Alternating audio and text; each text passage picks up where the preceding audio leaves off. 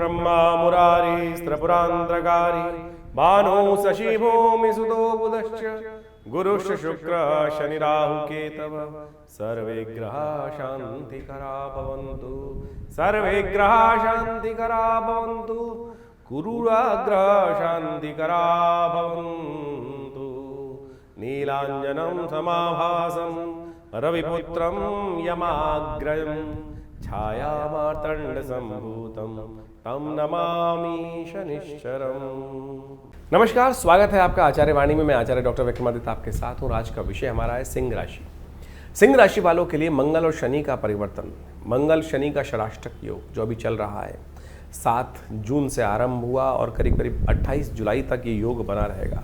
षडाष्टक योग, मंगल आपकी राशि में चल रहे हैं और शनि महाराज यदि देखा जाए तो आपकी चंद्र राशि के अनुसार से इस वक्त ढैया बनाने का एक योग बना रहे हैं।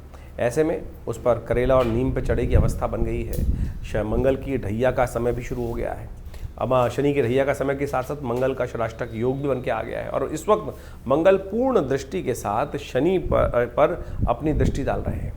मंगल की एक दृष्टि चौथे भाव की दृष्टि होती है, एक सप्तम भाव की दृष्टि होती है और एक दृष्टि मंगल की 8वीं दृष्टि भी होती है। तो यही षडाष्टक योग मुख्य तौर पे कहा जाता है कि छठे 8वें, एक यानी शनि और मंगल एक दूसरे से, मंगल से शनि 8वें भाव में बैठा हुआ है और शनि से मंगल छठे भाव में। ये षडाष्टक योग जिसको बोला जाता है, ये द्वंद्वकारी योग माना जाता है, अनिष्टकारी योग माना जाता है। और इसी का प्रभाव यदि हम आपकी कुंडली में देखें तो मंगल एक तरफ पुरुषार्थ बढ़ा रहा है, कुछ करने की हिम्मत जगा रहा है, नया कुछ करने की हिम्मत को साथ साथ उदय करता दिखाई दे रहा है। बड़ी मुश्किल से तो मंगल राशि परिवर्तन कर जो कम से कम पिछले 4-6 महीनों में जिस अवस्था में थे उससे बदलकर आगे निकले हैं। और ऐसे में मंगल ने यहाँ पर आकर षडाष्टक योग शनि के साथ बना लिया है जो 28 जुलाई तक चलने वाला है। तो ये कहीं ना कहीं आपको शनि के प्रभाव को और नेगेटिव करता दिखाई दे रहा है। शनि आपको पीछे खींचने का प्रयास करेगा।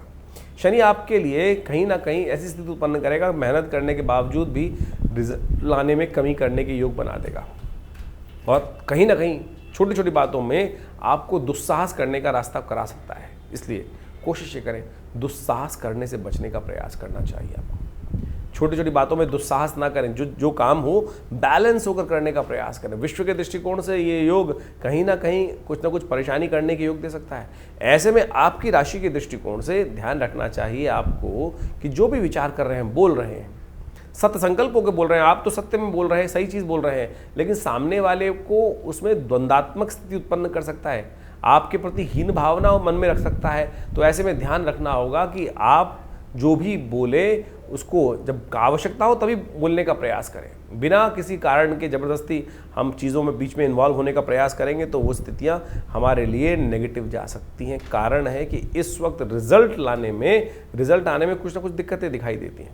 चीज़ों में मेहनत ज़्यादा चाहिए क्योंकि शनि की जो ढैया चल रही है, शनि का प्रभाव आपकी राशि के दृष्टिकोण से दशम भाव, कार्य भाव में पड़ रहा है। वो कहीं ना कहीं थोड़ी सी समस्या है, रिजल्ट में कहीं ना कहीं, सम्मान में कहीं ना कहीं दाग लगाने के उपाय बना सकता है। लेकिन कई मामलों में अच्छा प्रभाव भी है। ये षडाष्टक योग कहीं ना कहीं आपकी राशि के दृष्टिकोण से धन के मामले में, आमद के मामले में, ट्रेडिंग के मामले में कहीं ना कहीं कुछ ना कुछ लाभ देने की योग बनाता दिखाई दे रहा है। लेकिन बुद्धि में द्वंद्वात्मक स्थिति उत्पन्न कर रहा है, अड़ियलपना, जिदपना उपस्थित कर रहा है और कहीं ना कहीं ये भाव उत्पन्न कर रहा है कि जो आप सोच रहे हैं वही ठीक है और किसी के और के द्वारा सोचा गया काम ठीक नहीं है। ये द्वंद्वात्मक स्थिति को त्यागने का आपको प्रयास करना चाहिए।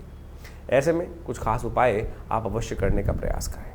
अभी हम ये भी बताने वाले हैं कि मंगल की स्थिति, मंगल और शनि की युति जो है वो किस प्रकार का योग, कैसे कैसे होती हैं, क्या पौराणिक मत क्या है इनके ऊपर। तो आप खास तौर पे इस वक्त आपकी राशि के दृष्टिकोण से जो उपाय करने चाहिए वो आप नोट करके रख लीजिए, बहुत आवश्यक रहेंगे। उन उपायों को यदि आप करेंगे तो बहुत सुंदर तरीके से आपके कष्टों को दूर करने का योग बना सकता है।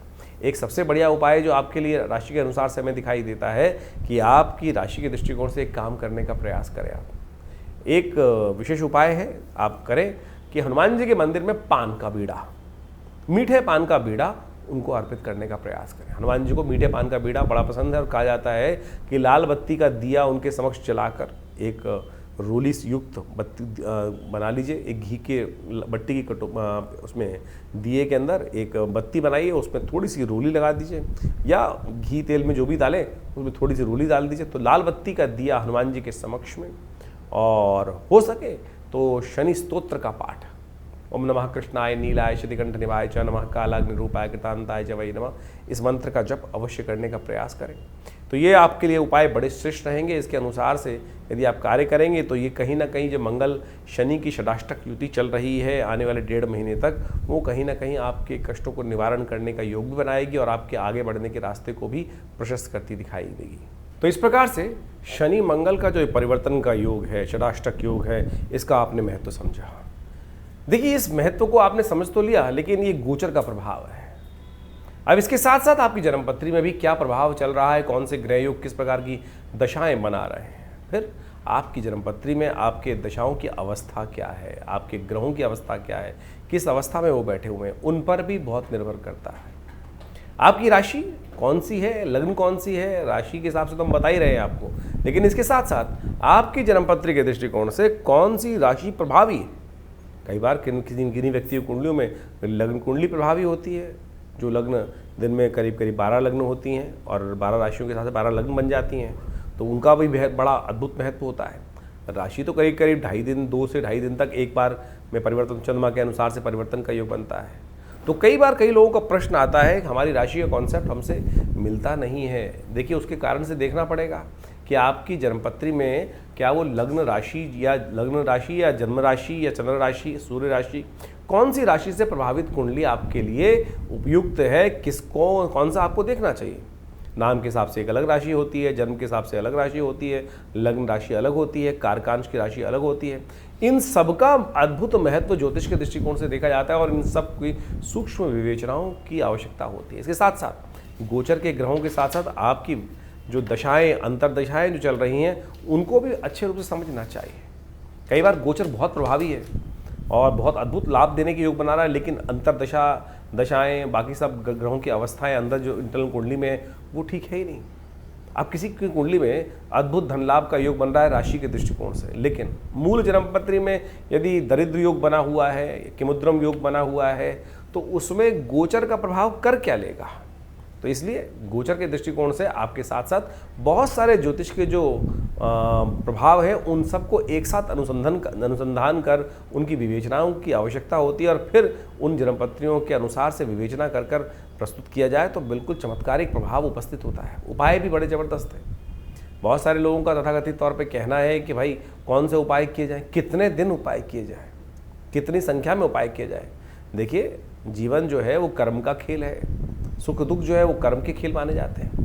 जितने दुष्कर्म होंगे उतना दुख ज़्यादा होगा, जितने शुभ कर्म होंगे उतना सुख ज़्यादा होगा। जब आपके जीवन में शुभ करने के बावजूद भी कहीं ना कहीं दुख डेरा डाले हुए हैं, तो समझ लीजिए अभी दूसरे पलड़े में, तराजू के 2 पलड़े होते हैं ना, एक में जो शुभ कर्म का आप आहुतियाँ दे रहे हो वो कम है, दूसरे में पता नहीं कितना भार पड़ा है।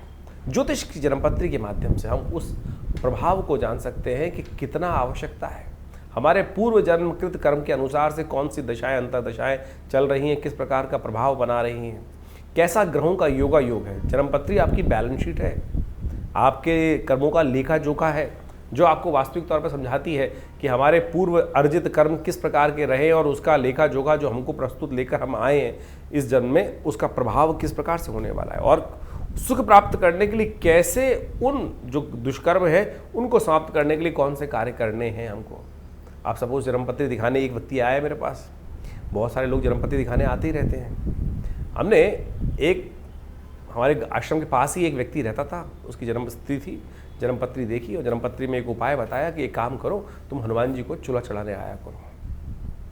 आप सत्य माने, अहन बिल्कुल शुद्ध रूप से 1 महीना ही चूल्हा उसने मंदिर में आके चढ़ाया होगा हनुमान जी को, और घर चलकर वो रिश्ता भगवती की कृपा से, भगवान की कृपा से उनके जीवन में आ गया।